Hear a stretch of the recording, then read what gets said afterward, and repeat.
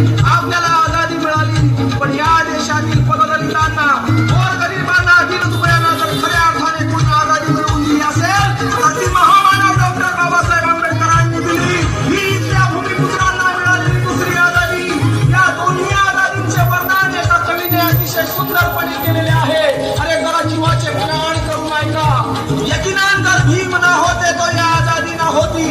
यकीनन जर भीम ना होते तो या आजादी ना होती. बात मेरे बाबा की मान लेते तो देश की आज ये बर्बादी ना होती.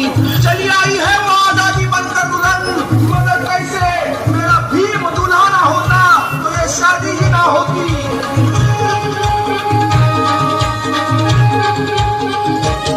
माझ्या जातीत जातीत